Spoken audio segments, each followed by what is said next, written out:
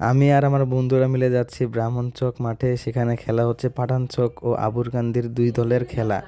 রাস্তা দিয়ে যাওয়ার সময় দেখলাম এখানে 4-5 জন লোক খেজুরের রস ভাগাভাগি নিয়ে দ্বন্দ্ব শুরু করছে। আমরা সেখানে গিয়ে তাদেরকে সমান ভাগে ভাগ করে দিলাম এবং মাঠের উদ্দেশ্যে রওনা দিলাম।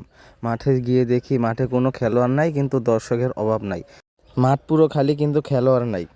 হঠাৎ মনে হলো আজকে খেলা তো 7টা বাজে, এখনও তো 7টা বাজে না, মাত্র 6:30 বাজে।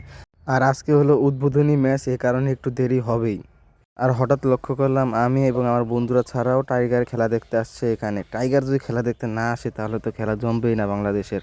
দেখতে দেখতে দুটি দলই মাঠের মধ্যে নেমে পড়েছে এবং তাদেরকে সুন্দর মতো খেলার নিয়মকানুন বুঝিয়ে দেওয়া হচ্ছে। আর এলাকার সকল বড় ভাইদের জানায় এরকম সুন্দর একটি খেলা উপস্থাপনা করার জন্য। মাদককে না বল, মাদক ছেড়ে মাঠে চল, এই স্লোগান দিয়ে আমরা মাঠে খেলা শুরু করে দিলাম।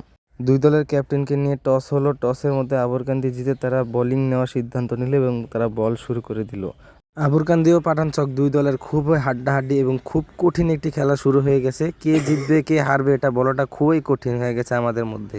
পাঠানচকের পক্ষ থেকে রাকিব ভাই খুব ভালো একজন ব্যাটসম্যান ছিল। তিনি চেয়েছিল তার টিমটাকে জেতানোর জন্য। তিনি আপ্রাণ চেষ্টা করছিল ভালো একটি রানে নিয়ে যেতে। তো দুঃখের বিষয় তিনি 37 রান করে আউট হয়ে গেল। তো পাঠানচক 14 ওভারে 107 রানের টার্গেট দিল আবুরকান্দিকে।